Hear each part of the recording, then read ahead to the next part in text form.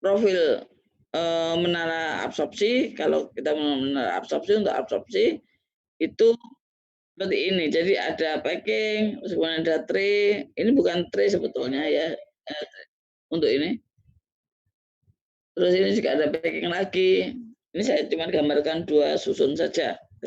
Nah, ini banyak sekali ya, jenis packing, cara meletakkannya gitu ya.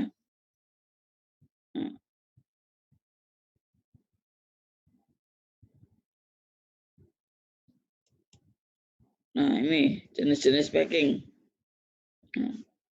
yang bisa dipakai. Termasuk kalau kalian di lab SOTPK, di depannya itu ada cooling tower, ada cooling tower.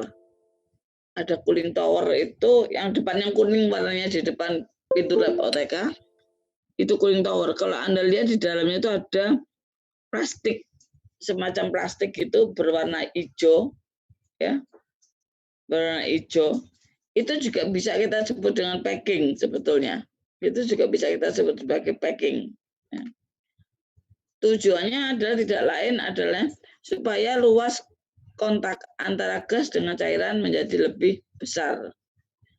Kalau di dalam kolom itu kosong begitu saja, tentunya kontak gas dengan cairan itu akan lebih kecil karena juga ada juga yang tidak terkontak, lolos begitu. Nah,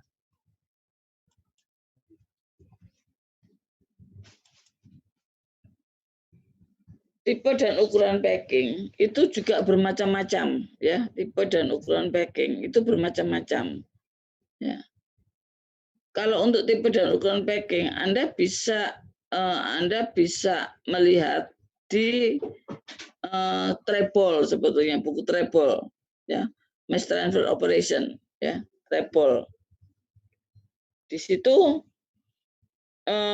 nanti kita pakai. Jadi kalau Anda lihat di Trebol itu ada datanya, dan data itu juga ada di buku diktat kuliah yang sudah saya buat ya, sekian tahun yang lalu itu ada data di belakangnya ya. Itu sangat diperlukan, sangat diperlukan. Nah, syarat yang perlu diperhatikan dalam pemilihan packing itu harus memberikan luas permukaan yang terbasahkan ya, yang besar per satuan volume ya. Packing harus mempunyai volume ronggang yang besar ya, supaya pressure drop yang terjadi itu tidak berlebihan. Packing harus mudah terbasahi dan harganya cukup memadai.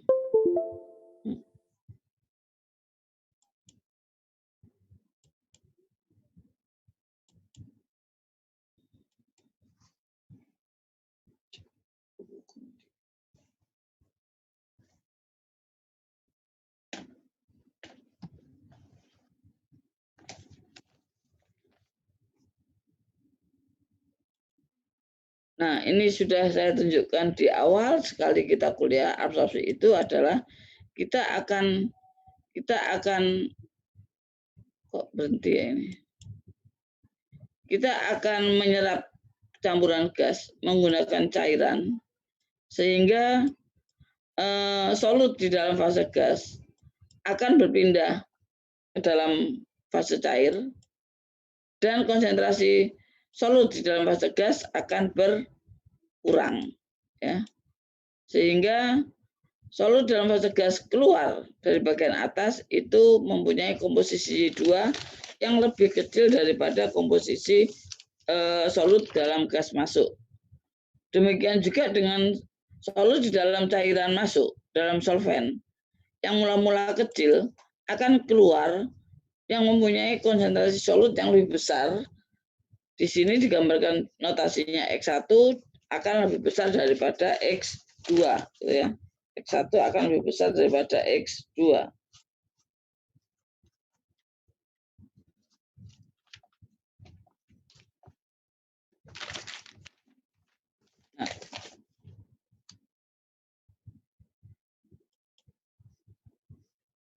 Nah, Laju gas yang diserap oleh cairan itu dapat disebut dengan Na, ya.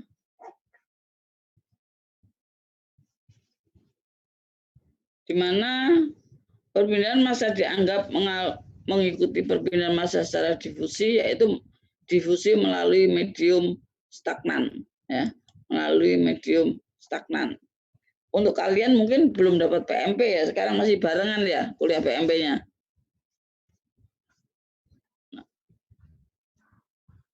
Difusi melalui medium stagnan.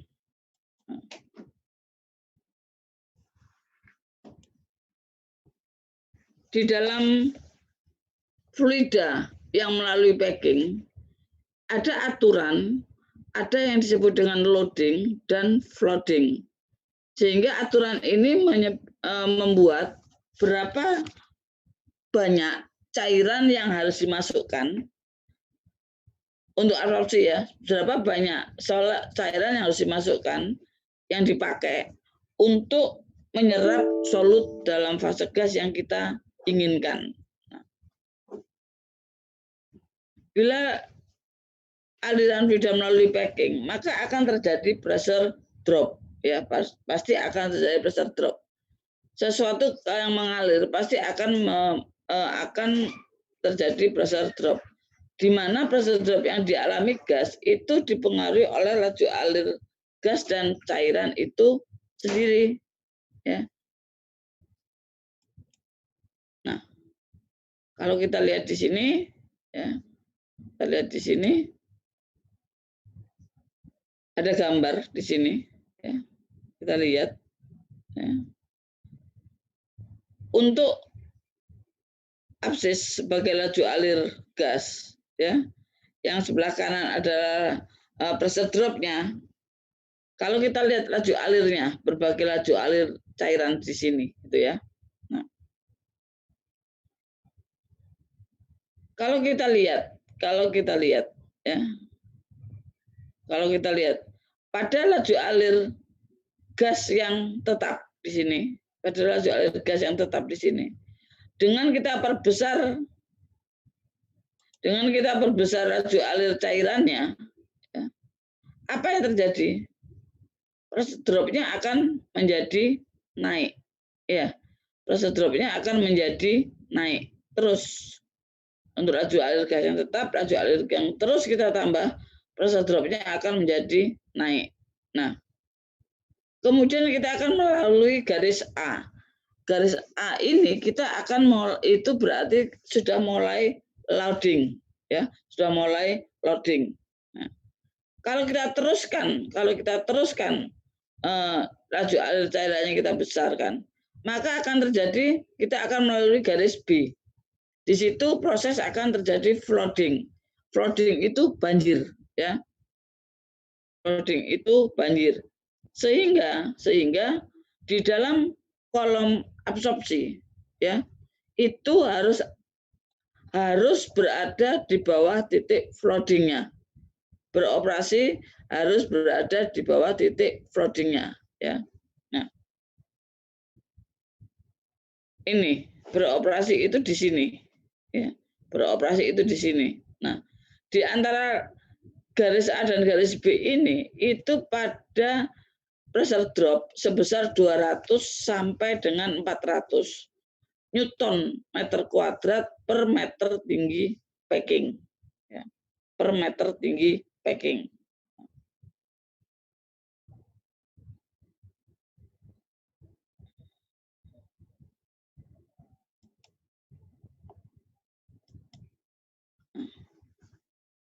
Nah, absorber diharapkan beroperasi daerah antara loading point dan flooding point, yaitu berkisar antara delta P per set 200 sampai 400 Newton per meter kuadrat per meter tinggi packing, atau berkisar antara 40% hingga 70% kecepatan floodingnya, atau laju alir floodingnya, laju alir saat terjadi flooding, ya. Ini harus diperhatikan sebelum kita nanti menentukan berapakah diameter menara, berapakah laju alir yang diperlukan untuk gas, gitu ya. Yang diperlukan untuk gas. Kalau yang kemarin, minggu kemarin, Bu Ena sudah menjelaskan bagaimana mencari solvent yang solventnya, berapakah jumlah solventnya. Nah, jumlah solventnya itu kemarin adalah antara 1,2 sampai 2 kali solvent minimumnya. Di situ sebetulnya itu ada pengaruhnya dengan di sini, ya, di sini.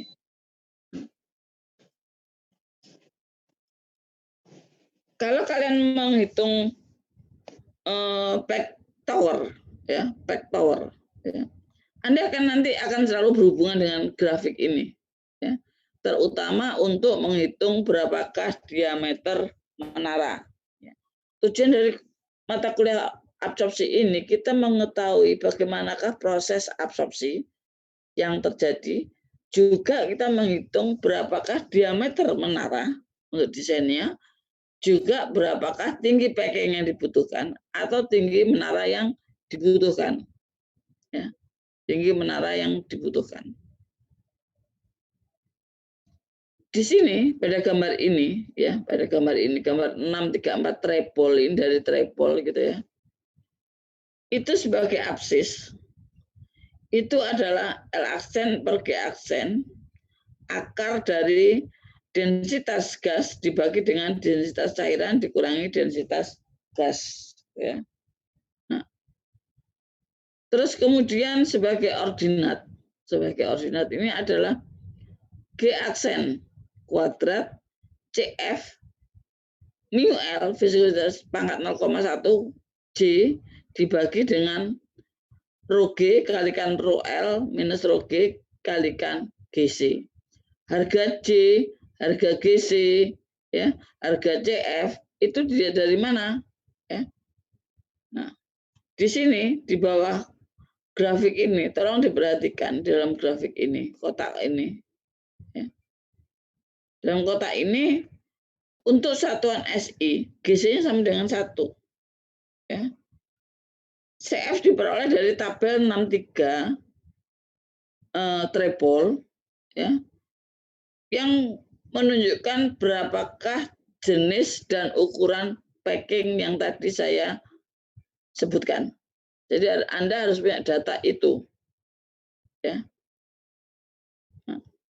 Dan gunakan J sama dengan 1, ya,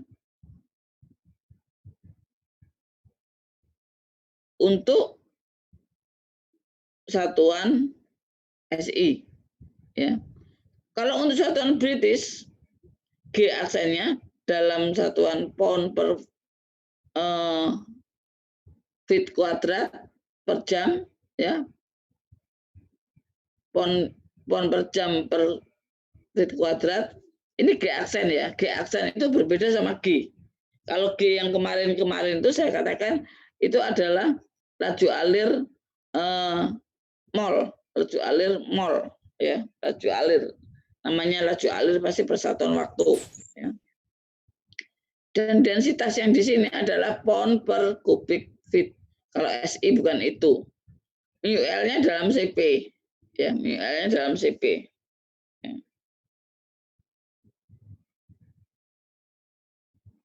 GC-nya 4,18 kalikan 10⁻8. Itu untuk British, ya. Untuk British. Dan gunakan J-nya itu 1,502. Kalau yang untuk SI kan J-nya sama dengan 1, ya. Nah, ini. Jadi tolong nanti Anda lihat satuan kalian pakai apa, ini tolong dilihat, ya. Ini tolong dilihat. Nah, ini adalah yang akan kita pakai untuk menentukan tinggi packing nanti, ya. Ada pertanyaan di sini? Ada pertanyaan? Bu, untuk yang grafik saya mau bertanya, Bu. Ya. Itu di bawah ada keterangan untuk CF from tabel. Itu CF itu untuk apa ya, Bu, ya? Soalnya kok aku lihat di grafik ada CF. Kamu buka tabel dulu, ya. Kamu buka tabel dulu. CF itu tergantung harganya dari jenis dan ukuran packing yang ada, ya. Itu Anda buka dulu di tabel 63, ya. Itu merupakan karakteristik. Kalau saya sudah punya ini di sini sebetulnya, ya. Kalau Anda punya buku saya ini itu ada juga, ya. Itu adalah karakteristik daripada packing. Untuk packing itu dengan berbagai macam jenis packing dan berbagai jenis ukuran, itu pasti akan mempunyai harga CF, ya. Itu akan mempunyai harga CF. Dia akan mempunyai harga porositas, luas luas intervalsialnya, itu ada semua di situ di tabel itu, di treble, ya. Itu ada semua. Ada lagi?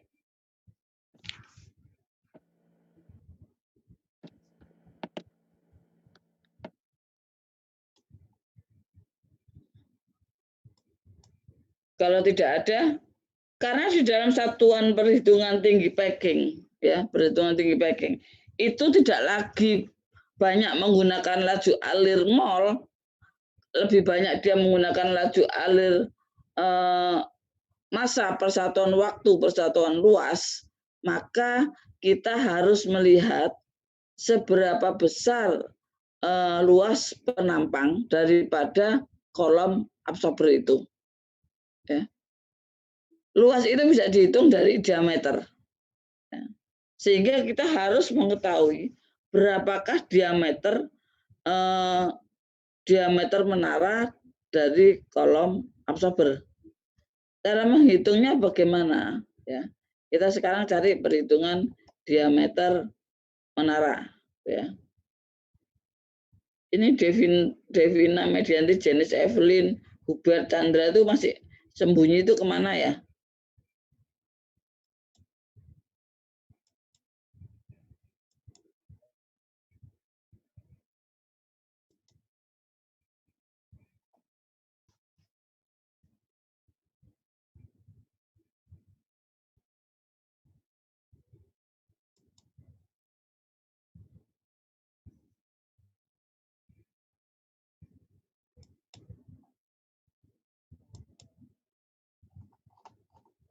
Nah, kita akan menghitung diameter menara absorpsi. Ya. Kita akan menghitung berapakah diameter menara absorpsi.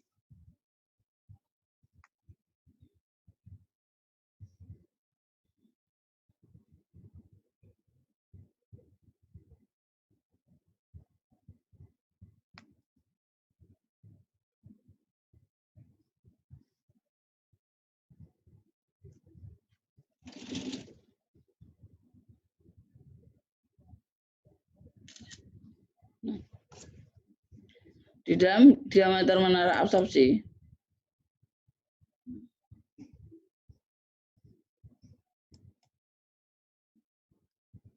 sebentar ini kok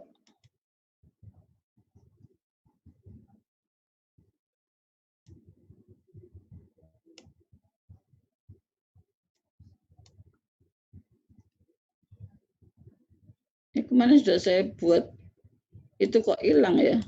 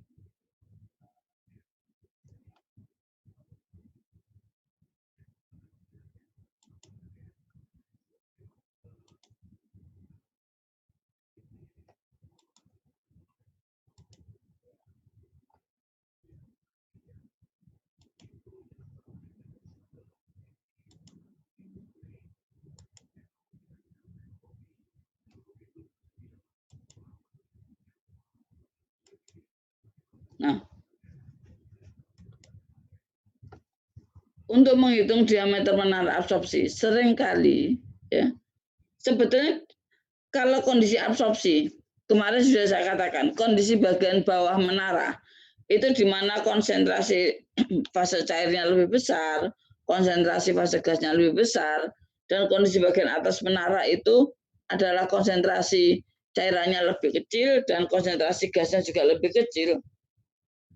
Sebetulnya kalau kita lihat laju alir setiap tahap itu kemarin berbeda kan. Nah, itu bisa menunjukkan bahwa diameter menara yang kondisi yang paling berat itu juga pasti akan lebih besar dibanding dengan yang lebih kecil, yang konsentrasinya lebih kecil. Oleh karena itu, untuk kolom absorpsi, perhitungan diameter menara itu seringkali berdasarkan pada bagian bawah menara, ya, berdasarkan pada bagian bawah menara, karena bagian bawah menara yang paling besar. Kalau untuk proses stripping itu berdasarkan pada bagian atas menara, ya, bagian atas menara. Nah, proses perhitungan kita menggunakan prosedur untuk menghitung diameter menara ini, ya. Yang pertama kita hitung berapakah berat molekul rata-rata gas dan kemudian hitunglah densitas gas, ya. Karena kita nanti butuh itu. Berat molekul rata-rata gas itu bisa diperoleh dari persamaan ini, ya. Y1 sama dengan BM, BM itu berat molekul, ya, solut ditambah dengan 1 kurangi Y1 BM inert, ya. Kemudian kita hitung volume gasnya untuk menghitung diameter. Volume gasnya kita menggunakan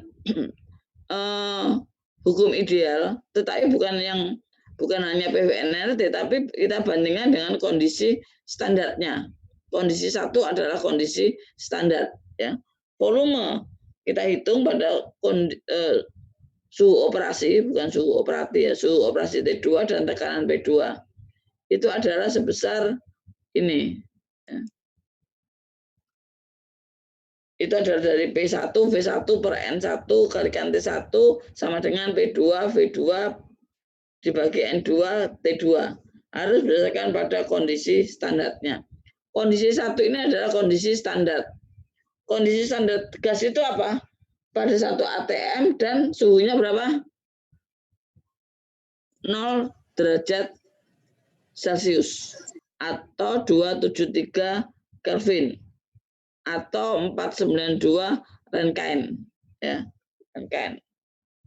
Nah, kalau kita sudah tahu berapakah volumenya, kita bisa menghitung densitas gas, ya. Densitas gas menggunakan BM rata-rata dibagi dengan volume gas. Densitas cairan selalu diketahui, ya, selalu diketahui. Setelah itu Anda hitung berapakah laju alir cairan dan laju alir gas dalam satuan laju alir massa per satuan waktu per satuan luas. Per satuan waktu per satuan luas, ya. Nah. Untuk laju alir cairannya, ya, untuk laju alir cairannya itu kita gunakan persamaan ini. L aksen, ya. Kalau L biasa itu bisa laju alir massa per satuan waktu atau laju alir mol per satuan waktu. Tapi biasanya karena kita berbicara dengan fraksi mol, maka laju yang diketahui awal itu adalah dalam laju alir mol, ya. Kalau laju alir itu pasti ada persatuan waktu, ya. LS laju alir mol inert dikalikan BM, bukan, LS itu ya inert dikalikan dengan BM solvennya ditambah dengan L1X1 itu adalah laju alir solutnya dikalikan BM solutnya dibagi dengan S. S ini adalah luas penampangnya, Karena kita yang akan cari adalah laju alir massa, persatuan waktu, persatuan luas. Ya. Kemudian laju alir gasnya. Ya. Laju alir gas persatuan waktu, persatuan luasnya itu sama dengan GS, laju alir gas inert kalikan BM rata-rata gas. Ya. BM rata-rata gas dibagi dengan S. Sebut katakanlah ini adalah persamaan bintang, gitu ya, persamaan bintang. Yang ketiga, hitung absisnya tadi. L aksen dibagi dengan G aksen, akar rho G per rho L dikurangi dengan rho G, rho gas, ya. Kemudian yang keempat, baru lihat gambar 64 yang tadi saya katakan di edisi 3 halaman 195 treble dengan L aksen per G yang sebagai absis dan G aksen kuadrat CF mu L 0,1 J per rho G kalikan rho L per rho G kalikan GC itu sebagai ordinat. Ya. Nah, harga CF diperoleh dari tabel 63 treble tergantung pada jenis dan ukuran packing yang dipakai. Nah, ini gambarnya saya gambarkan kembali seperti ini. Ya. Saya gambarkan kembali seperti ini. Ya. Di mana? Di sini yang atas sendiri itu approximate flooding. Ya. Bagian atas sendiri approximate flooding. Ada 1.200, 800, 400, 200, 100. Nah, menara absorpsi itu beroperasi antara 200 sampai 400 Newton per meter kuadrat per meter tinggi packing, ya, per meter tinggi packing, ya, per meter tinggi packing. Nah,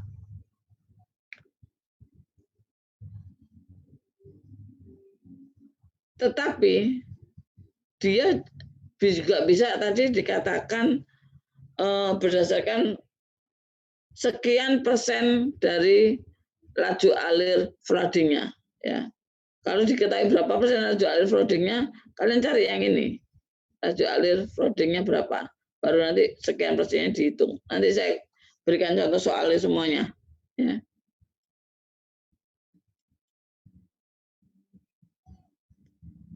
Yang kelima,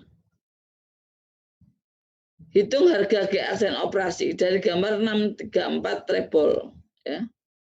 Ini G aksen yang di sini, ini kita sebut dengan G aksen operasi. Kelihatan kan yang grafiknya saya puteri dengan arah tanda panah saya. Ini adalah sebut G aksen operasi. Ya. Nah.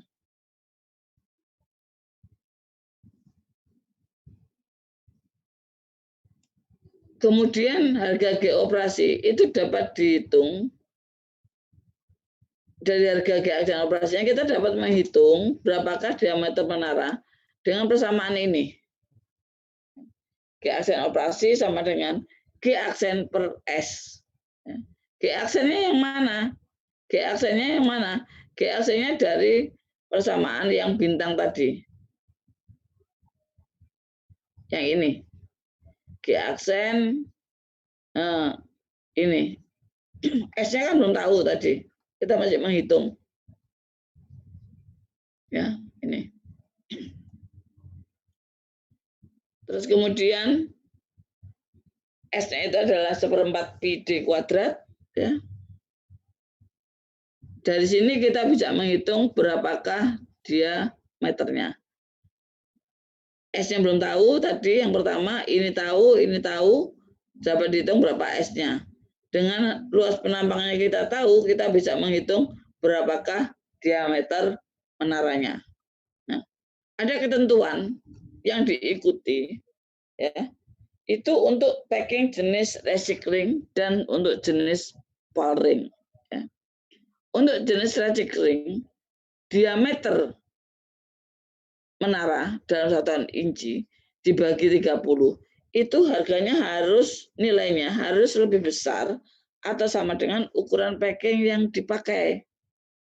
Ya. Nanti kalau Anda membuat tugas akhir, ternyata ukuran packing yang dipakai harganya lebih besar daripada diameter dibagi dengan 30, maka asumsi Anda untuk memilih packing itu adalah salah. Ya. Demikian juga untuk palring juga ada ketentuannya. Ukuran packing itu harus berkisar antara 1/10 sampai dengan 1/15. Kebalik ya, 1/15 sampai dengan 1/10 dari diameter. Nah, ini ada latihan soal 1. Latihan soal 1 gitu ya. Latihan soal 1 juga sudah saya berikan. Ada data kesetimbangannya di sini ya. Di sini kita data PZ-nya sekian. Ada data keseimbangan juga sudah diketahui. Sekarang kita akan bahas latihan soal 2. Saudara belum punya kan latihan soal 2 ini? Punya, Bu. Hah? Tidak punya, Bu. Ya udah, catat dulu. Silakan sekalian, silakan dicatat.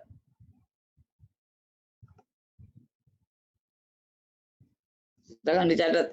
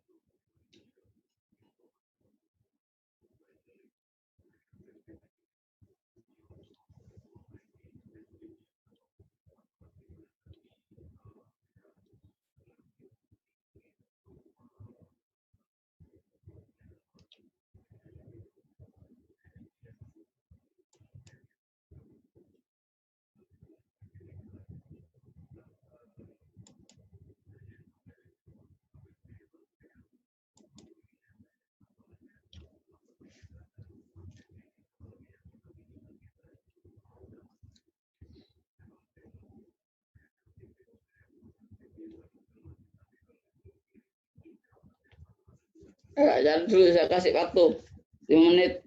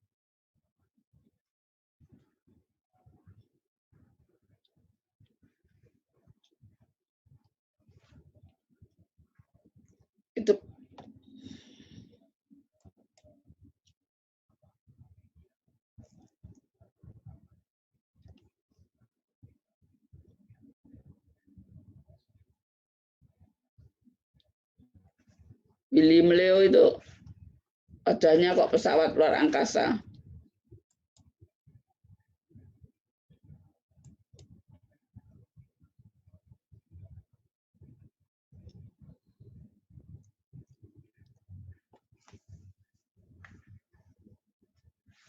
Antoni Ivan Wijaya itu juga wajahnya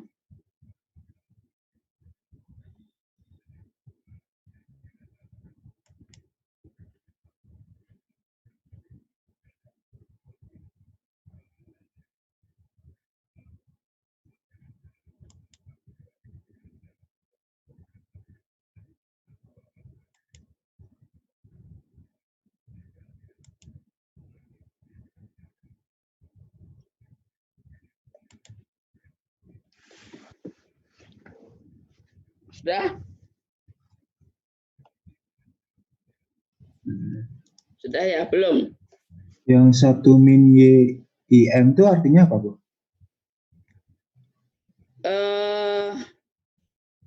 Nanti aja, masih belum perlu. Catat aja dulu.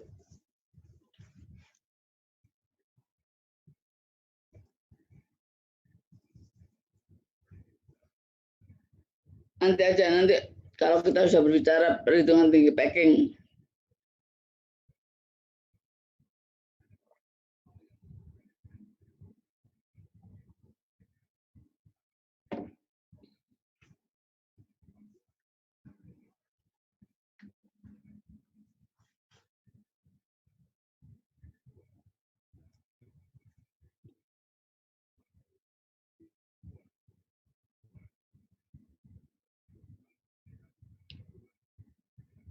Ini sudah hari keempat saya tinggal di hotel, baru besok selesai. Karena baru besok pengumuman jalur mandiri masih baru. Jadi suami saya di apa namanya? Di karantina. Kalau suami saya di karantina, saya juga terpaksa ikut di karantina. Karena di Jakarta ini saya cuma berdua. Kalau suami saya pergi ya saya selalu ikut. Bu, saya mau tanya, Bu. Untuk PPT yang dikirimkan Ibu melalui email, bedanya banyak, Bu. Ya, ada beberapa. Makanya tujuannya adalah supaya Anda juga mencatat. Harapan saya itu adalah PPT yang dikirim, saya kirim, itu di print. Bukan hanya dilihat dari tetap ada di file itu aja. Ya, karena nanti ujian itu juga Anda kan open book tuh harus buka print-printan itu kan. Nah, tujuannya dengan di print ini berubah, banyak berubah, pasti akan ada perubahan. Seperti soal 2 ini. Kalau latihan soal 2 ini saya kasihkan saudara terlebih dahulu, Anda nggak dengerin omongan saya. Cara pengerjakannya bagaimana? Ini adalah cara untuk menjelaskan bagaimana mengerjakan soal, ya. Bagaimana mengerjakan soal. Jadi seolah-olah saya ini menulis di papan tulis, gitu. Seolah-olah saya menulis di papan tulis. Dengan kuliah melalui Zoom ini sedikit berat sebetulnya bagi dosennya. Bagi kalian enak, bangun tidur, buka laptop, ini. Kecuali yang sinyalnya lagi kacau gitu ya. Nah, di rumah yang sinyalnya nggak bagus, atau di daerah sinyalnya nggak bagus. Tapi yang paling berat sebetulnya dosennya. Terutama dosen-dosen, kalau saya mungkin ngajar teori gitu, saya cuma kasih PowerPoint, Bu Endang ngobrol aja gitu kan. Tapi ini kan Bu Endang harus menjelaskan sesuatu. Makanya Bu Endang selalu menggunakan papan tulis pada saat mengajar. PowerPoint ada, nah harus banyak memperbaiki PowerPoint, harus banyak merubah PowerPoint gitu ya. Yang sekiranya kalian paham ya, dan itu akan diberikan pada saat kuliah seolah-olah itu ditulis di papan tulis. Tapi garis besar PowerPoint sudah saya berikan terlebih dahulu. Ya. Jadi tolong tidak ada lagi seperti kemarin, Bu maaf muka saya nggak kelihatan karena saya pakai untuk baca PowerPoint yang dikirim. Itu nggak ada. Ya. Karena apa? Saya minta saya kirimkan PowerPoint terlebih dahulu itu adalah untuk di print. Ya. Termasuk nanti juga saya akan biasanya soal responsi itu saya juga minta di print karena Anda harus mengerjakan pada saat responsi. Ya. Asisten juga sudah saya ajari nanti cara responsinya bukan seperti yang kemarin. Jawabannya juga nggak dituliskan seperti mereka menjawab, ditulis saja di kertas, kemudian di-upload di PowerPoint gitu. Kalau begitu Anda nggak mengerjakan. Ya. Tujuan responsi itu adalah Anda melatih soal. Jadi harus ditunjukkan dengan cara satu persatu. Nanti sore asisten akan mengajarkan dengan cara yang berbeda dengan yang kemarin. Ya. Memang lebih sulit yang mengajar saat ini untuk Zoom ini. Yang dikira enak-enak dosennya di rumah dan sebagainya. Wow, beban jauh lebih besar untuk kerjaan-kerjaan semua di sini dan sebagainya. Ya, semua di dalam ini. Di dalam laptop semuanya.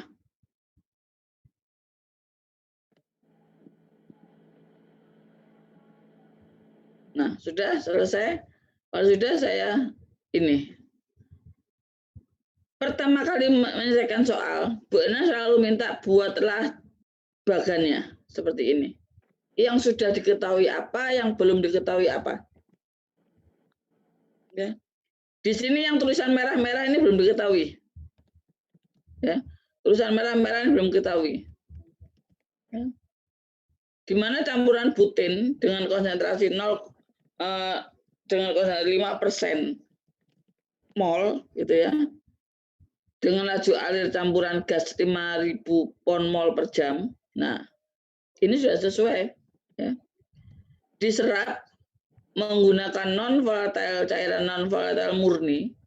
Kalau non-murni itu berarti X2-nya sama dengan 0. Ya. Kalau S2-nya 0, maka LS-nya sama dengan L2. Ini satuan. Tolong di dalam absorpsi, Anda mengerjakannya satuan selalu ditulis. Kenapa? Tadi saja sudah ada dari satuan pon mol ke pon gitu ya. Kalau Anda tidak tuliskan, Anda akan tidak banyak latihan. Ya. Kalau Anda tidak banyak latihan, maka Anda 95% terrecovery, terserap. Ya. Laju alir LS-nya tetap, yang belum tahu adalah G2, Y2, X2, Y2. Sebelum menyelesaikan permasalahan, baik itu adalah plate tower, back tower, gitu ya, kita harus tahu ini dulu. Tahu yang merah-merah ini dulu. Caranya apa? Seperti ini, perhitungan. Ya. Nah, kita hitung dulu GS-nya. Ya. Bu Enang kan lebih pelan-pelan karena Bu Enang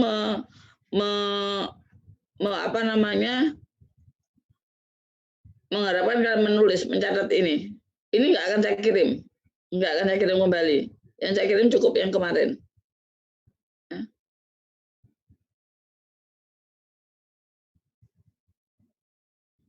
Untuk UO2, saya katakan ya, untuk UO2, kalau mahasiswa kebiasaan di kelas kemarin, itu adalah Bu Enang sudah nulis, jawaban tulis, terus kemudian difoto, gitu ya, difoto, gitu ya. Itu rasanya yang memfoto-foto itu akan mengulang semester berikutnya. Tanpa Bu Enang hafal namanya, tanpa Bu Enang ini. Karena apa? Latihannya kurang. Justru kenapa Bu Enang nulis jawaban tulis itu adalah Anda harus menulis. Kalaupun ini Bu Enang bilang enggak kan, Bu Enang kirim. Ada yang ngomong nggak apa-apa Bu, saya bisa foto, saya bisa screenshot gitu ya. Tapi bukan itu tujuannya. Bukan itu tujuannya. Tangan bergerak itu akan langsung masuk ke otak. Ya. Tangan bergerak akan langsung masuk ke otak. Ya. Jadi saya minta juga meskipun sama kita Zoom, Bu Enang berharap kalian juga mencatat seperti ini. Ya. Jadi kita tahu GS-nya, kita bisa kita hitung G1, 1 minus G1. Harganya sekian. Ya. Dengan tahu harga GS, kita bisa menghitung G2. Ya. G2-nya tapi kita harus hitung dulu berapa kali Y2. Di sini diketahui persen recovery sekian. Ya. Sehingga dengan kalau kita masukkan harga, akan diperoleh harga Y2-nya adalah 0,026.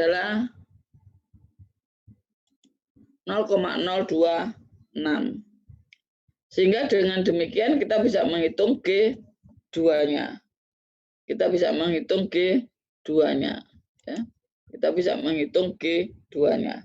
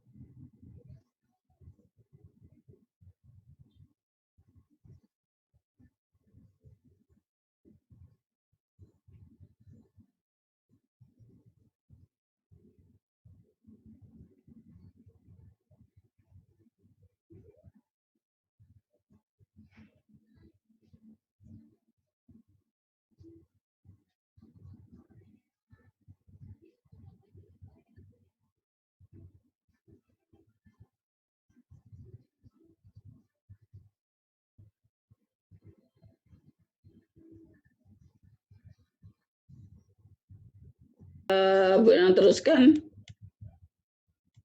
Kita mencari L1 dan X1-nya. Belum tahu tadi L1 dan X1-nya. Caranya dengan kita membuat neraca hutan. Ya, kita membuat neraca hutan. Kita buat neraca hutan. Di mana L2X2 ditambah X1Y1 sama dengan L1X1 tambah G2Y2. Masuk sama dengan keluar. Ya. Di sini X2-nya 0. Ya, X2-nya 0. Sehingga kita bisa tahu L1 X1-nya berapa. L1 X1-nya berapa. Ya. Kemudian dengan persamaan ini, LS sama dengan L1, 1 kurangi X1, kita bisa dapatkan berapakah harga L1-nya. Kita bisa dapatkan berapakah harga X1-nya. Ya. Terus kemudian, dari situ kita bisa hitung berapakah X1-nya. Ya. Berapakah X1-nya.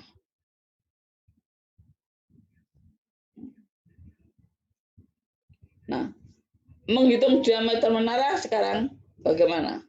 Untuk absorpsi, itu berdasarkan pada bagian bawah menara. Tadi sudah saya katakan. Nanti kalau Anda menemukan soal stripping, harus berdasarkan pada bagian atas menara. Ya. Untuk bagian bawah menara, kondisi 1 yang kita cari. Ya, kondisi 1 yang kita cari. Sehingga kita pertama kali kita hitung berapakah BM rata-rata gasnya, ya. ini 30,456 pound per pound mol. Ya. Udara BM 29, non volatile tadi diketahui 58,120. Nah, silakan catat dulu.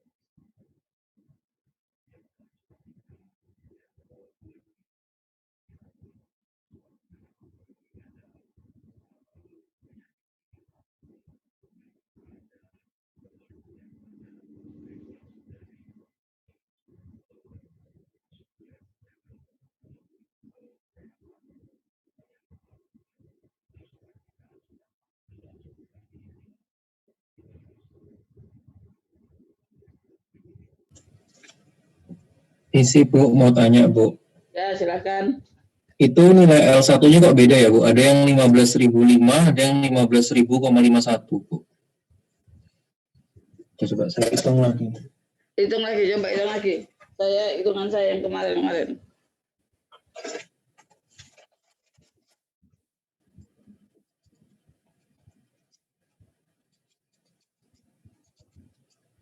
Ya, harusnya 15.005 itu Bu. 5.005 ya. Saya yang hitungnya, nulisnya ini yang salah ya. Ya Bu. Tapi hitungan lainnya benar kan? 0,16 ini benar ya?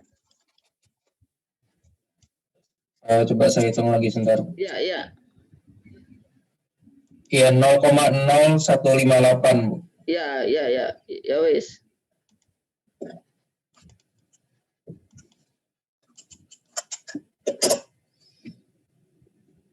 Ini kok susah.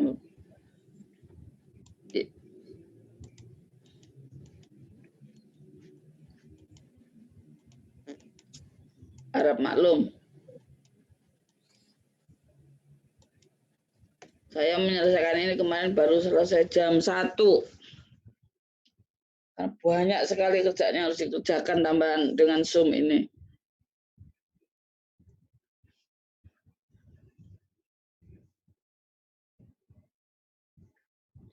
Sampai kemarin seharian, bukan kemarin, 2 hari yang lalu sampai vertigo saya kumat.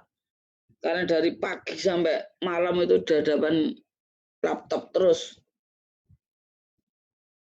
Beneran berdiri langsung kayak mumet-mumet, mutah-mutah, nggak rukaran pucat. Akhirnya saya taruh. Baru kemarin saya mulai lagi.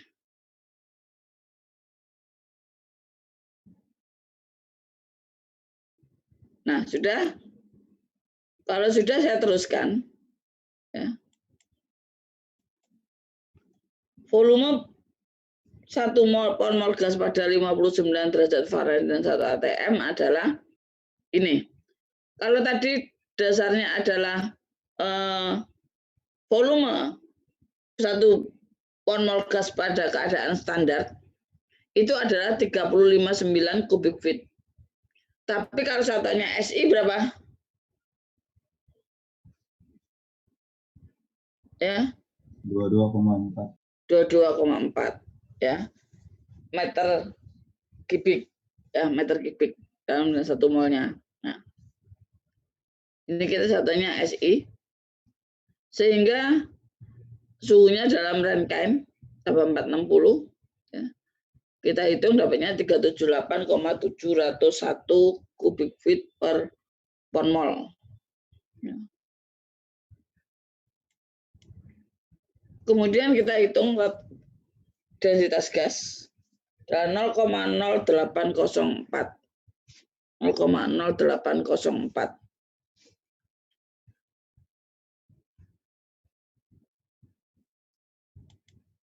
Densitas cairan sudah diketahui 36,209 94 pound per kubik feet. Ya. Kemudian yang kedua, kita hitung berapakah laju alir solvent dalam satuan massa dalam satuan massa per satuan waktu per satuan luas. Di sini LS-nya tadi kita hitung sekian, kalikan BM solventnya, ya, dikalikan yang tadi L1 dan BM butennya dibagi dengan S. Karena S-nya kita belum tahu, tetap aja dalam satuan S. Demikian juga untuk gasnya. Ya. Demikian juga untuk gasnya. Ya.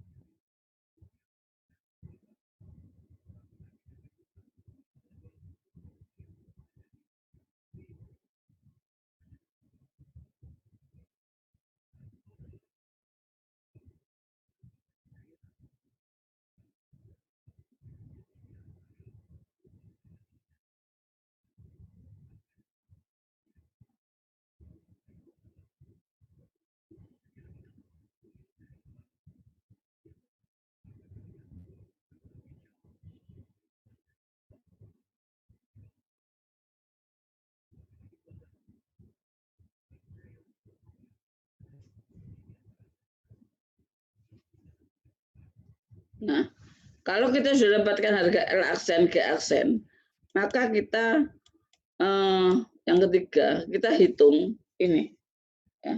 Kita hitung ini. Ya. Nah, yang keempat kita cari gambar 634 treble yang delta P persennya 400. Nah, gambarnya ini tadi. Saya ulang lagi gambar ini. Ya. Untuk L per G, untuk abscis ini adalah 1,15. Ingat ya, ini grafiknya adalah log-log ya. Cari titiknya, hati-hati. Ini log-log, logaritmik ya. Jadi 1, 2, 3, 4. Ini jaraknya semakin ke kanan semakin kecil. Nanti mulai lagi 10, 20 gitu ya. Jadi mencari datanya, ngeplotnya nanti hati-hati. Ya, ngeplotnya nanti hati-hati. Nah, dari grafik ini diperoleh bahwa harga ini seperti ini. Di mana G aksen yang di sini ini tadi saya katakan adalah G aksen operasinya. Ya. G aksen operasinya.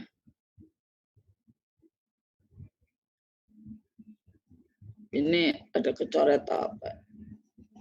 Ketambahan apa ini?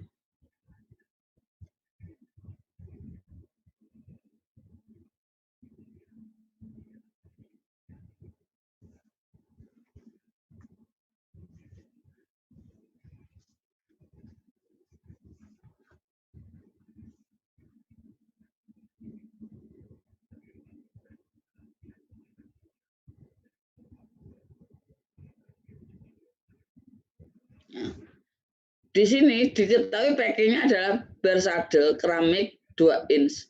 Dari tabel 64 treble itu CF-nya diperoleh 45. L-nya dalam satuan CP kita ubah ke satuan pound jam feet ya. J-nya karena British kita gunakan 1,502 dan GC-nya 4,18 kalikan 10 pangkat 8.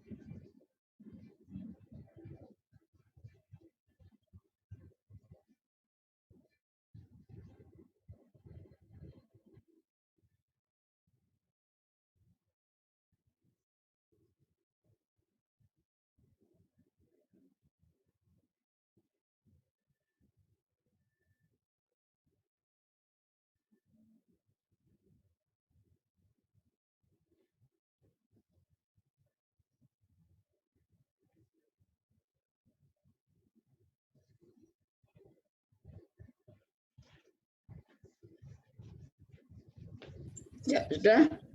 Bu, mau tanya Bu, tadi nilai CF itu dari mana ya Bu? Saya tabel mana Bu? Saya tadi kelewat. CF itu ini loh, tabel berapa tadi?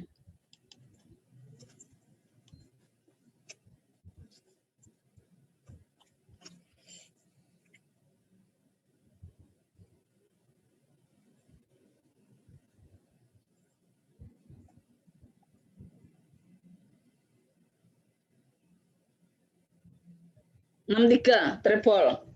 Oh iya Bu, makasih Bu.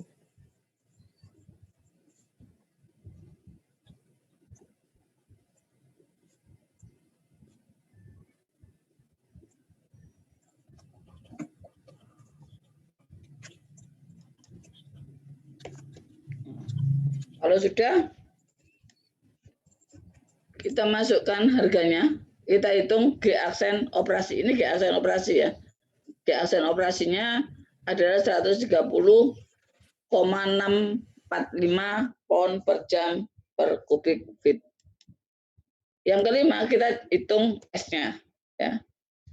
S-nya adalah G aksen yang tadi pertama tadi adalah G apa tadi GS kalikan BM rata-rata gas ya dibagi dengan G aksen operasi akan diperoleh luasnya adalah 1165,604 ya.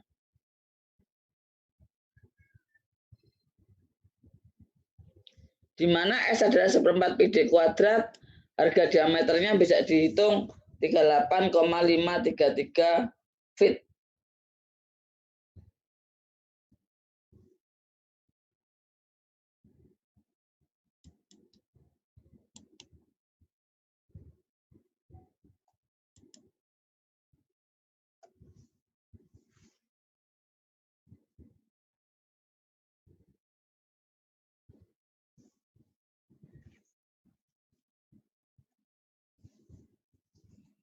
Ada pertanyaan di sini?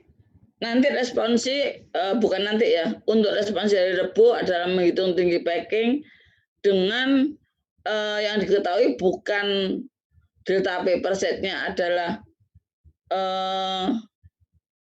400 gitu, tapi diketahui adalah laju alir operasinya sekian persen laju alir floodingnya.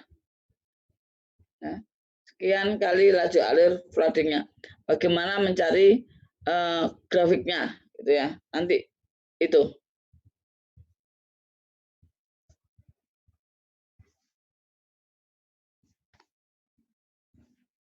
Oke, ada pertanyaan?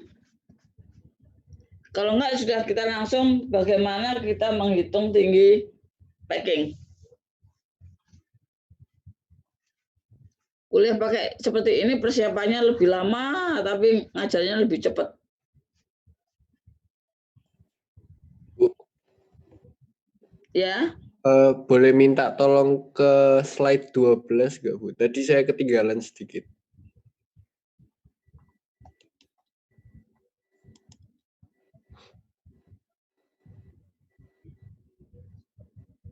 Ya, sebentar. gini aja kelihatan. Kelihatan, Bu, kelihatan. Soalnya kalau tidak besarin lagi, dia gerak lagi, jalan lagi.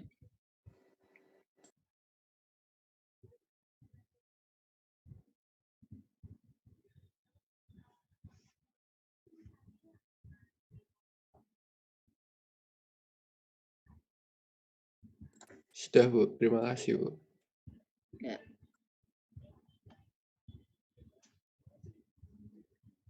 Yang lain sudah ya? Nah.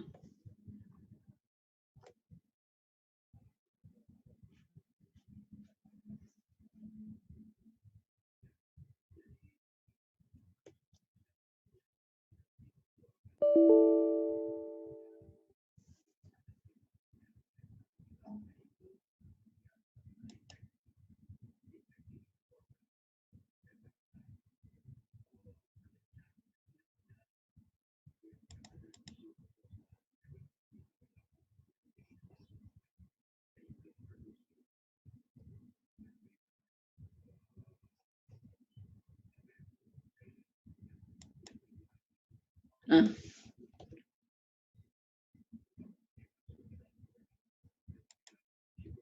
Kalau sudah, saya teruskan dengan bagaimana ini ada chat apa aja ini.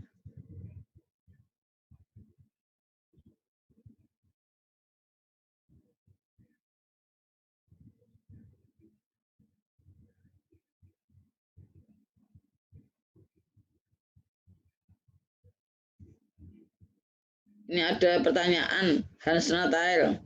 Bu mau memastikan PPT yang dikirimkan melalui email tidak terdapat grafik dan beberapa slide yang Ibu jelaskan tidak ada. Ya, memang tadi sudah saya jawab ya. Saya jawab, iya memang. Sengaja ada beberapa file yang saya berikan pada saat kuliah supaya seolah-olah kita memang kuliah di kelas gitu ya. Memang seperti itu supaya kuliah di kelas. Kalau enggak, kalau semua saya kasihkan, ngapain saya ngomong? Kalian juga, saya bacakan, pasti saya begini saja pasti banyak yang masih mengantuk ini kan. Kok ngantuk gini-gini. Itu masih saya, apalagi kalau sudah saya tampilkan semua, Anda saya kasih, terus saya cuma baca. Atau bagaimana kalau saya kasihkan semua, terus kemudian kita ketemu, benar nggak jelasin lagi? Sudah dibaca semua? Ada pertanyaan? Ada diskusi? Nggak ada? Selesai. Pilih mana?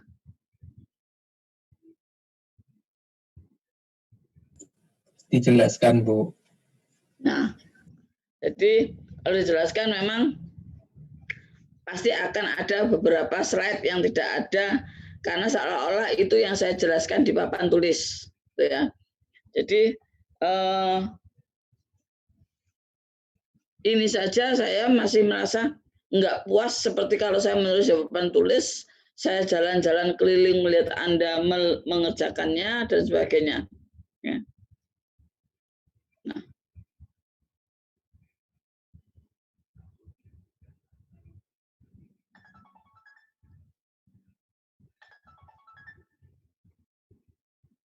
Halo Di, sorry Di, aku ngajar ya. Iya. Ya.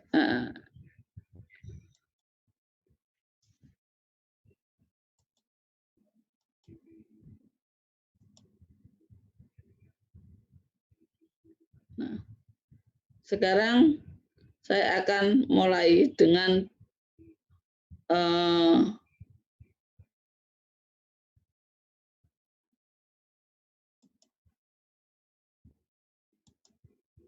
perancangan kolom absorpsi menggunakan pack tower.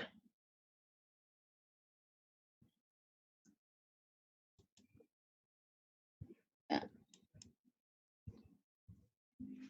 Perancangan kolom absorpsi menggunakan pack tower. Ya. Nah,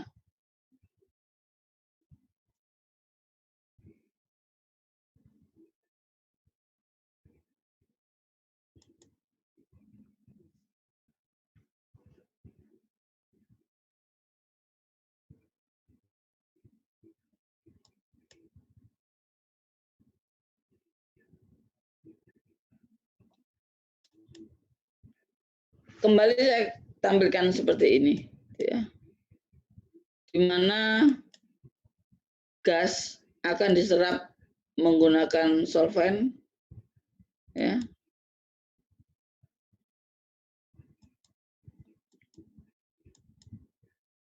Nah, di sini gas solut akan berpindah menjadi fase cair, ya, dan dengan laju Na, ya, dengan laju perpindahan massa Na, ya.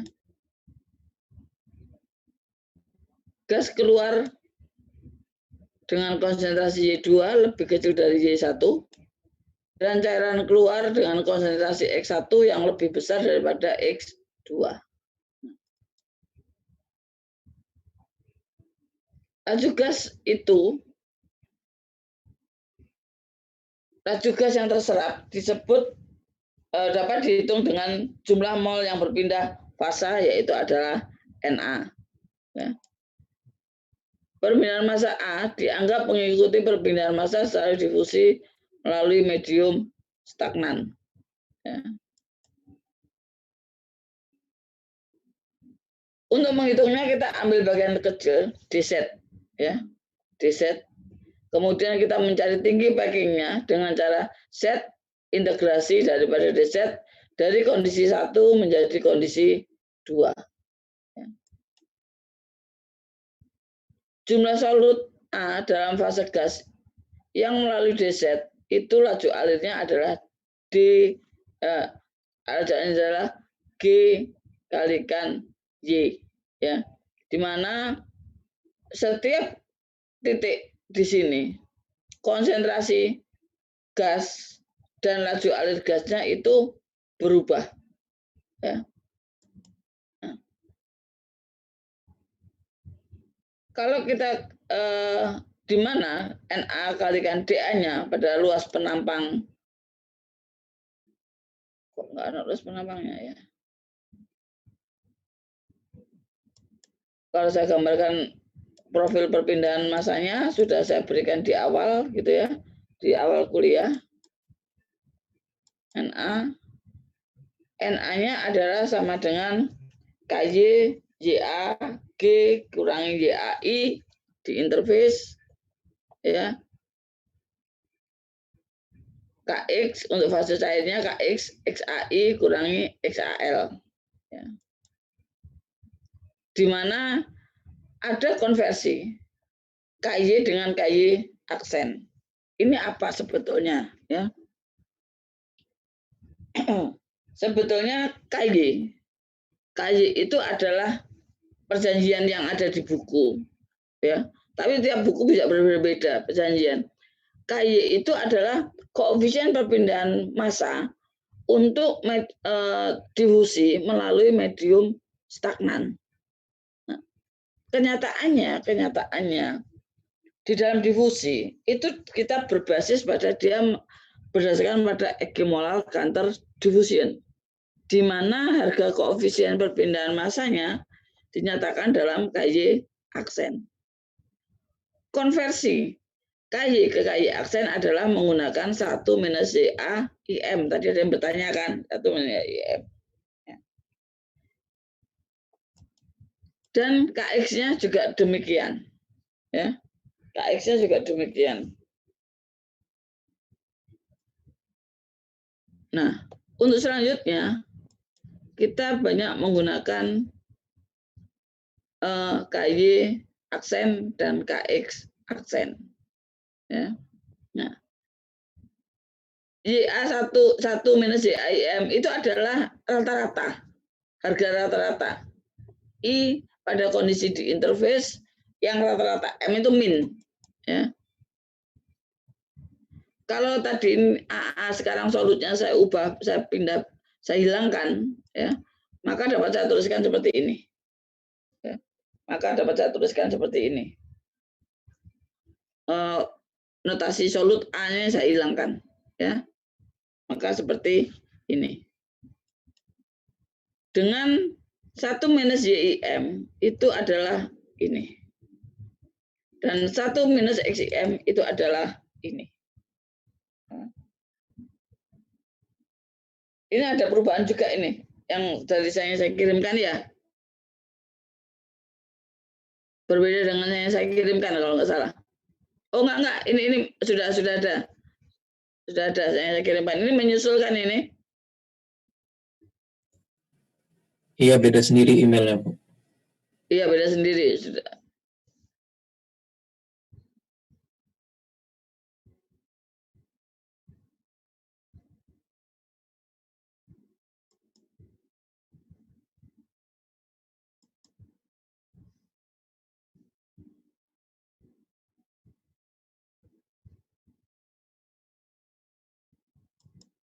Nah, kembali kalau saya gambarkan di sini, di set. Ya. Kita akan mencari setnya adalah integrasi seperti itu. Ini digambarkan adalah luas penampang. Ya. Ini adalah luas penampang daripada kolom absorpsi. Nah, pada bagian D set, volume packing setinggi D set itu adalah S kalikan D set. S adalah luas penampangnya. Ya. Volumenya adalah S kalikan D set. Nah, kilomol A yang dipindah per detik pada ketinggian kolom D set atau G kalikan DY itu dinyatakan dalam NA kalikan DA.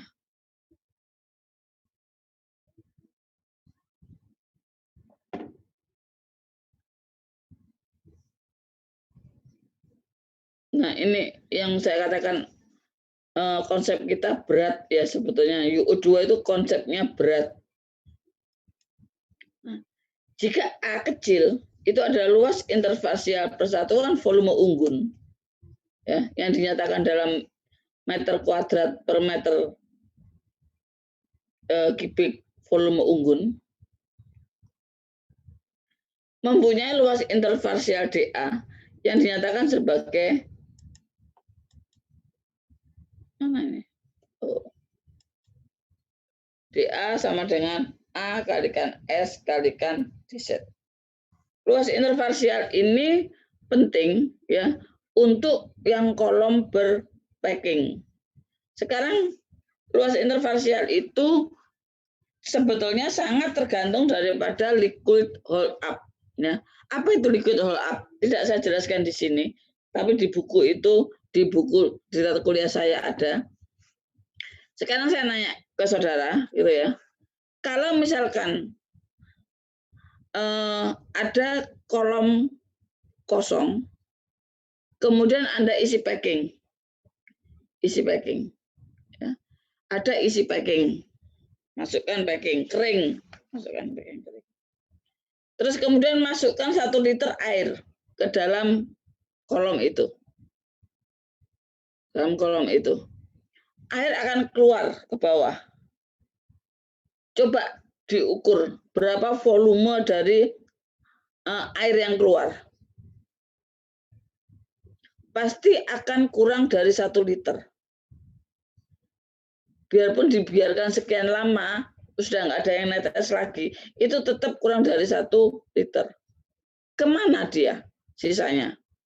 Sisanya dia menempel pada dinding-dinding packing itu. Dinding-dinding packing itu. Itulah yang disebut dengan liquid hold up.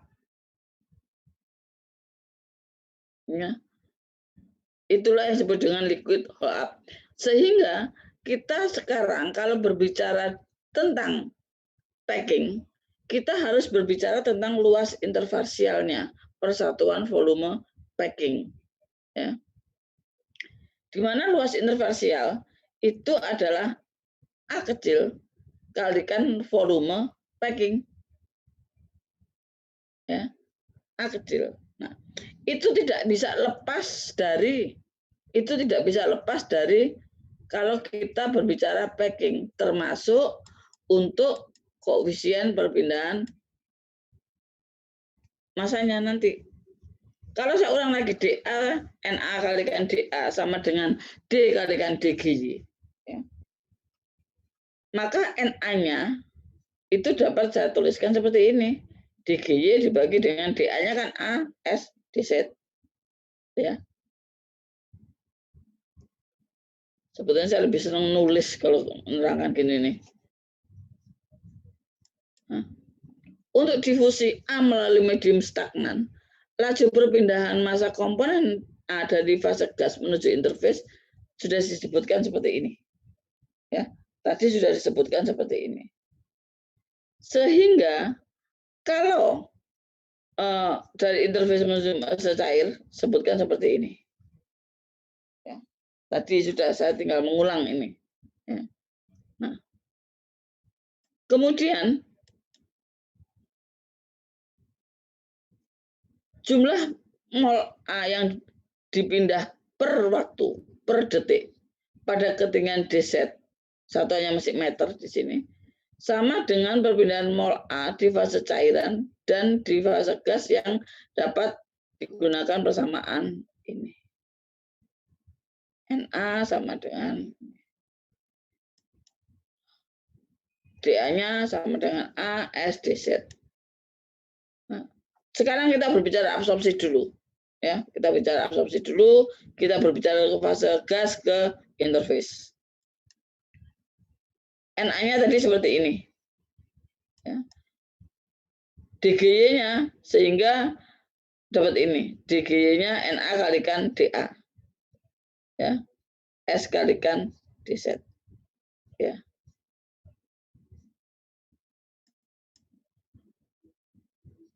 Sorry.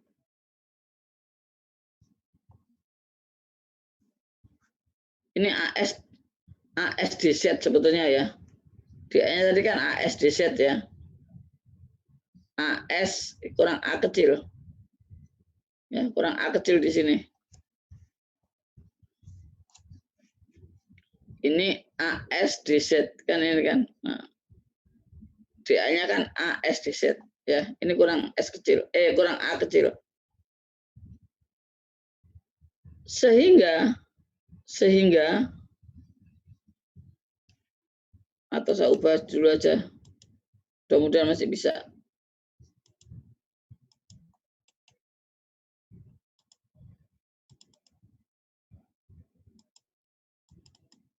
Nggak bisa diubah. Nanti aja saya perbaiki. Ya, ini adalah KY aksen. Ini adalah ASDZ ya, ASDZ.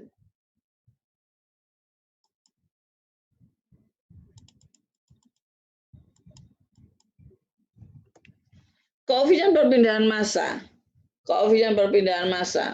melalui unggun itu tadi saya katakan sangat terpengaruhi oleh luas intervarsial persatuan volume packing. Di sini A-nya ini harusnya saya tulis di sini. ini belum tertulis ya. Jadi KY-nya itu menjadi KY aksen kalikan A. Coba ditulis, diperbaiki di Anda. Ini KY aksen kalikan A ya. KY aksen kalikan A. Nah, untuk Anda menyatakan koefisien perpindahan massa di dalam volume berpacking itu dinyatakan dalam koefisien perpindahan massa volumetrik karena mengandung A. Ya. Untuk fase gas, kalau individu K-nya kecil, itu adalah luas perpindahan massa, koefisien perpindahan massa volumetrik individual fase gas. Kalau koefisien perpindahan massa volumetrik individual fase cair adalah K kecil, ada A-nya. Tetapi masih ada juga koefisien perpindahan massa volumetrik atau koefisien perpindahan massa yang dinyatakan selain Kx, Ky, ada juga Kl dan Kg. Ya.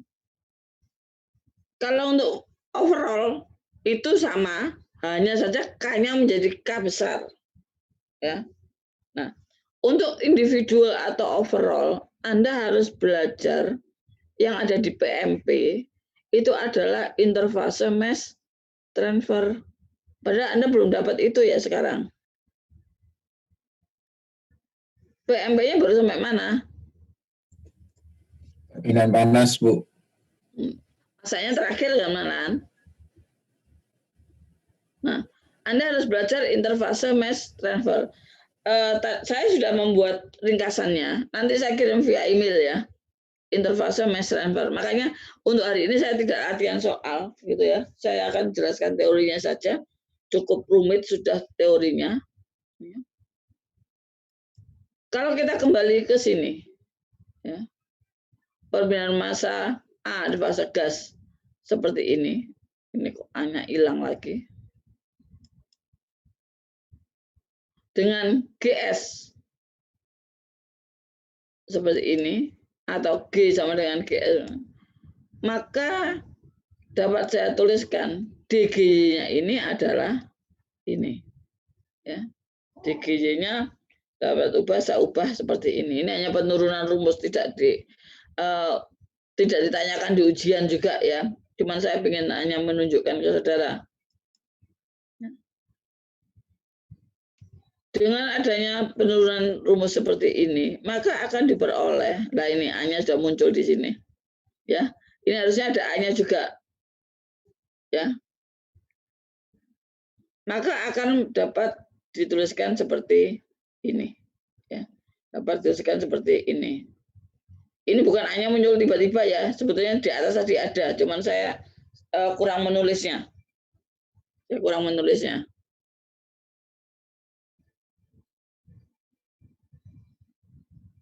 Nah, dari persamaan itu, ya, kalau saya ulang lagi seperti ini, akan diperoleh harga dz-nya sama dengan ini. Ya. G per KY aksen A bagi S ini. Nah, kemudian kita integrasikan persamaan itu dari kondisi 1 ke kondisi dari kondisi 2 ke kondisi 1, ya, dari yang kecil ke besar. Akan diperoleh ini, ya, dan akan di mana ya G, L, K, Y, A dan S itu dianggap konstan, sehingga kita bisa keluarkan menjadi ini. Kita bisa keluarkan seperti ini. Ya. Ini ada semua di PowerPoint kalian. Nah, di sini, ya, kalau saya ulang lagi, ya, G-nya itu juga dapat dinyatakan dalam G aksen, di mana G aksen itu adalah tadi apa? Laju alir gas, persatuan waktu, persatuan luas. Ya. Sehingga kita sebutkan di sini, ini adalah sebagai heat of transfer unit fase gas. heat of transfer unit fase gas. Namanya heat, tentunya satuannya adalah panjang. Ya, satuannya adalah panjang. Ya. Di mana heat of transfer unit fase gas bisa dinyatakan dalam persamaan ini, bisa dinyatakan bersamaan ini, bisa dinyatakan dalam persamaan ini, ataupun bisa dinyatakan dalam persamaan ini. Ya. Terus kemudian yang di dalam integrasi ini, itu disebut dengan number of transfer unit fase gas. Seperti ini. Persamaan ini itu diselesaikan dengan cara Simpson.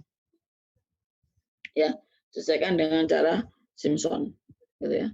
Apa sih heat of transfer unit fase gas dan number of unit transfer gas?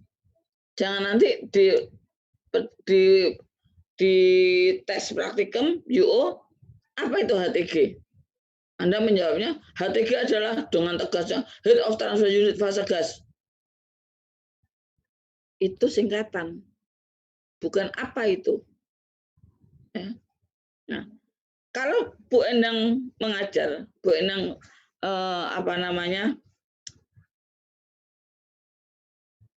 kita berpindah, solut berpindah, ya, dari konsentrasi Y1 menjadi konsentrasi Y2.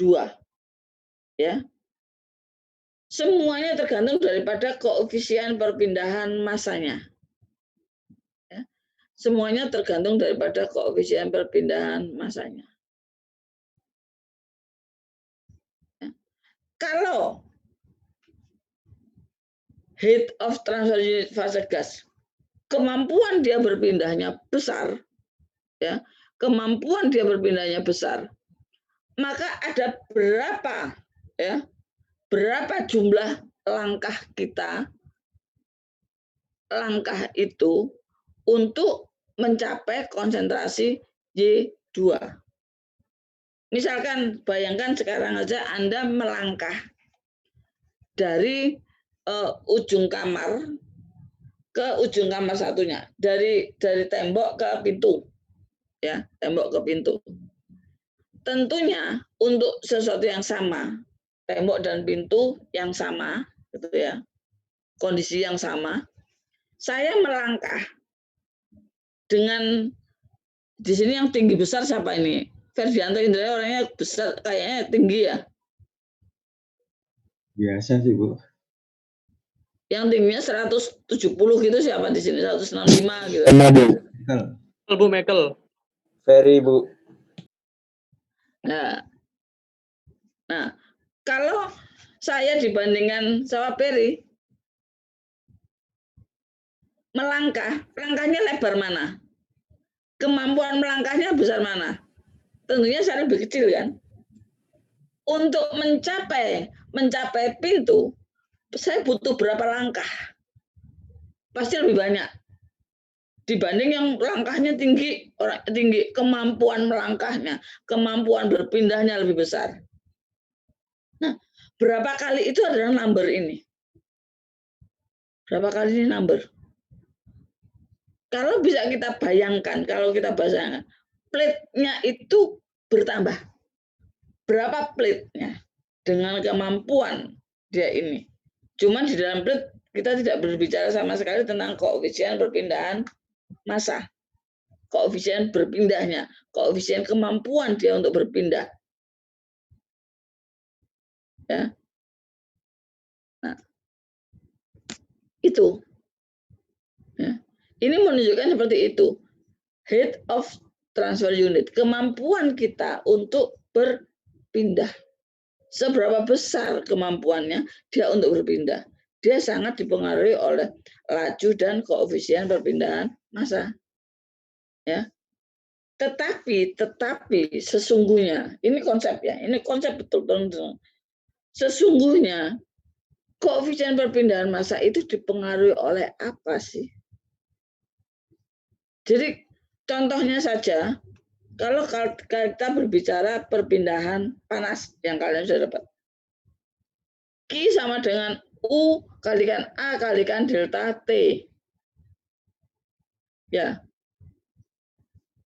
Kira-kira yang mempengaruhi besar daripada koefisien perpindahan panas itu apa?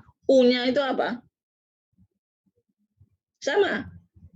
Apa yang mempengaruhi koefisien perpindahan massa di sini? Kalian akan ngomong, kalian hanya melihat persamaan Q sama dengan U kalikan A kalikan.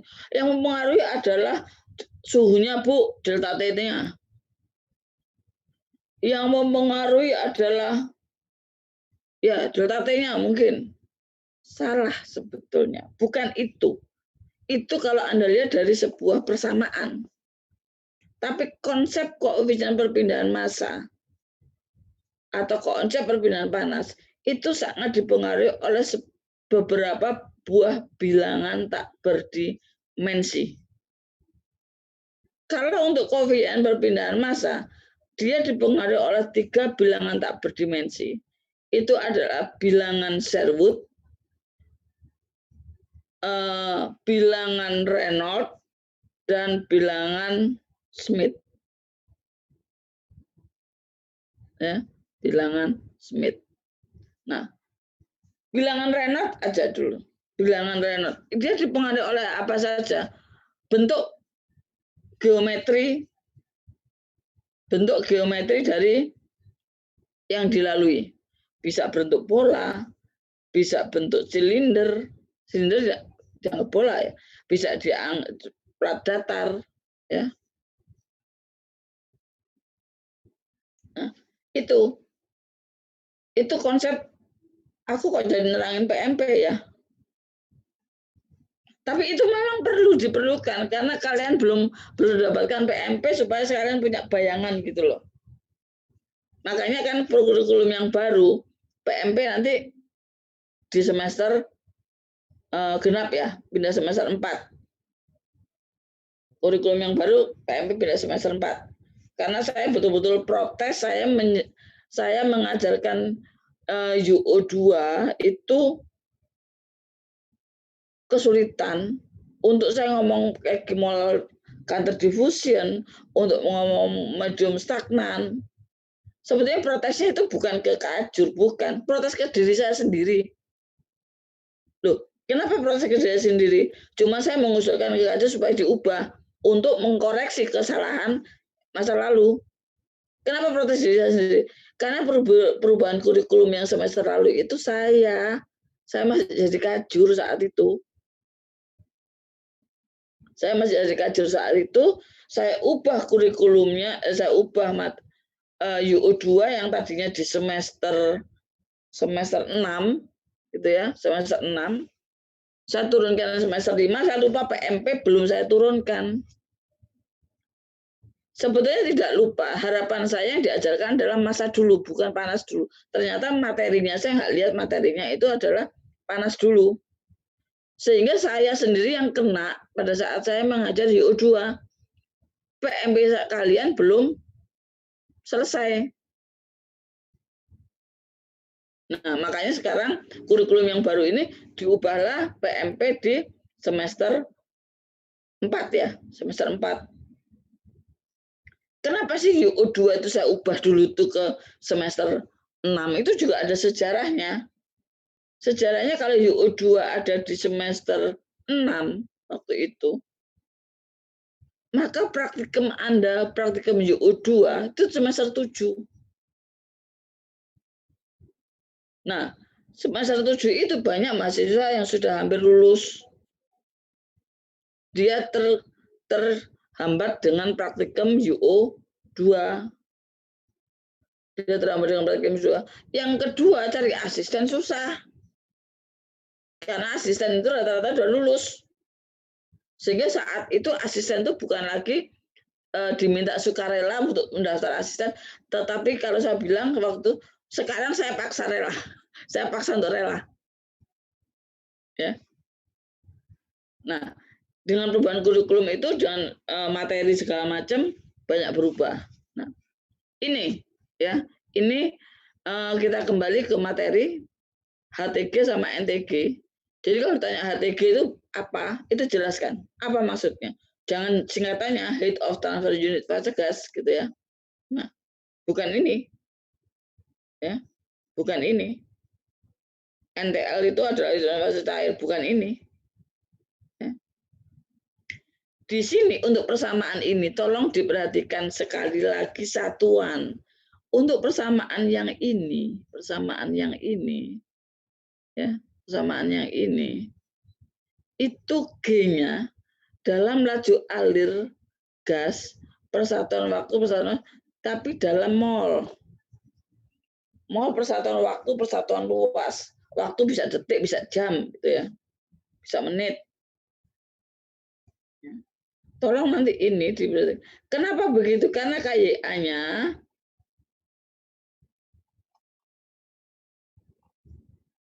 adalah juga dalam satuan ini. Ya, KYA-nya juga dalam satuan ini.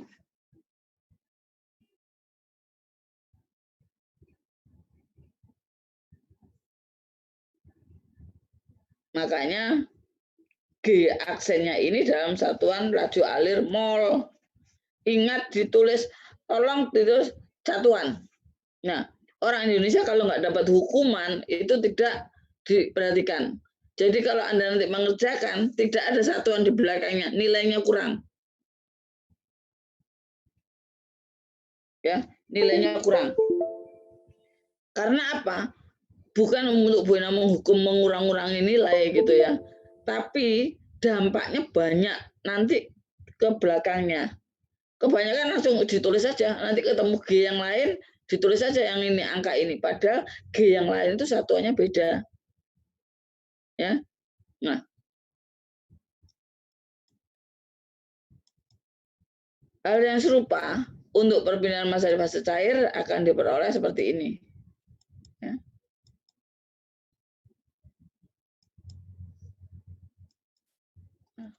Untuk hal yang sama, ya.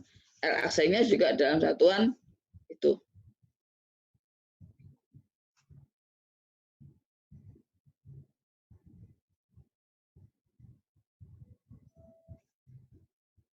Nah, seterusnya kita latihan soal 1, ya. Ini nanti. Ya.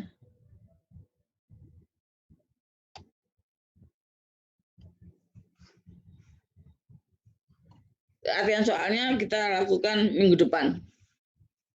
Minggu depan latihan soal, Bu Endang harus nyiapin sekarang. Mungkin Bu Endang minggu depan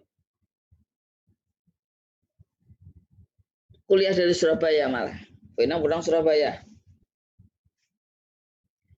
Ini sudah ada yang berani jalan-jalan nggak ini para mahasiswa? Masih di rumah aja? Jalan-jalan tapi dekat-dekat, Bu. Cari aman, Bu. Di mana? Nyari aman aja, Bu, di rumah. Cari aman. Ya, kita harus jangan terus mengungkung diri dalam rumah, gitu ya. Tetapi tetap satu, protokol kesehatan harus diperhatikan. Kalau kita mengungkung diri dalam rumah terus, kita tidak punya imun. Ya, Bu Endang masih jalan ke supermarket, cuman masih memilih supermarket yang sepi. Jadi Bu Endang nggak mau ke Superindo kayak gitu, nggak mau. Itu supermarket rame. Ya memang sedikit lebih mahal, tapi Bu Endang ke Range Market yang lebih sepi kayak gitu. Itu pun protokol kesehatan, pakai masker, dalam tas hand sanitizer, ya, tisu basah itu ada semua. Ya. Karena kalau Bu Endang di rumah terus, Bu Endang nggak punya imun. Ya, jangan terlalu parno kalau kalian tidak punya penyakit bawaan. Kalau Bu Endang ini komorbid, Bu Endang punya penyakit jantung, itu aja masih berani. Bukan berani melawan ya, berani untuk melawan, tapi dengan segala aksesorisnya dipakai, gitu ya. Terus kemudian begitu sampai rumah, copot baju, ganti baju, ya, baru kita bisa beraktivitas di dalam rumah. Kalau dulu pertama kali COVID, Bu Endang itu apa? Begitu sampai rumah, baju dilepas, taruh di keranjang di belakang, langsung lari ke kamar karena rumah saya nggak ada orang sama sekali ya. Saya ini lari masuk kamar, mandi, keramas, setiap pergi seperti itu terlalu parno. Ya, cukup kita mandi gitu ya. Dan ini jangan terlalu ini, tapi juga jangan terlalu berani. Saya 3 minggu, 4 sebulan yang lalu saya pulang ke Surabaya, saya ngeri lihatnya. Memang Jakarta ini jumlah positif COVID-nya besar gitu ya, tapi ya mungkin sebenarnya nggak ke jalur-jalur yang ini, tapi kemarin ke Surabaya, rumahnya kan daerah Rumput, itu ngeri. Lihat banyak warung kopi, aduh ramenya berdesak-desakan dan sebagainya gitu ya. Kalau di Jakarta ini sekarang mau diterapkan nggak pakai masker, dendanya 750.000. Makanya orang Indonesia itu kalau nggak dihukum itu nggak bergerak rasanya. Tapi yang paling penting adalah bahagia. Buat diri kalian bahagia, tertawa-tawa sama teman, meskipun nggak ada teman mungkin dengan telepon atau video call dan sebagainya. Bahagia itu menambah imunitas. Malah ada pepatah bahwa bertertawalah minimal 15 kali dalam sehari. Ya, jangan stres, jangan takut dan sebagainya. Tapi tetap waspada dan pakai protokol COVID. Semoga segera berlalu, semoga kita bisa tatap muka lagi. Bu Endang kangen kalau bimbingan ketemu sambil ngobrol-ngobrol. Bu Endang kangen kalau kuliah itu ketemu sambil nasihat-nasihat, kasih motivasi hidup, gitu ya. Karena ya itu, beban kita sudah berat, beban hidup kita sudah berat. Kalian UU2 aja sudah berat kok, 1, belum yang kena TRK, belum yang kena UU3, belum yang kena yang lain-lain. Itu sudah berat. Makanya kuncinya bahagia, jangan takut, tapi waspada. Oke, sampai ketemu lagi minggu depan. Nanti yang soal responsi yang buat nanti sore sudah ada belum? Sudah dikasih asisten belum? Sudah saya kasihkan asisten. Nanti terserah asisten mau ngasihkan. Tapi nanti saya akan kirimkan soal untuk responsi yang hari Rabu. Yang nanti sore saya sudah saya kasihkan asisten dan saya lihat kerjaan asisten juga sudah saya lihat. Oke, selamat pagi. Sampai ketemu minggu depan. Terima kasih, Bu. Terima kasih.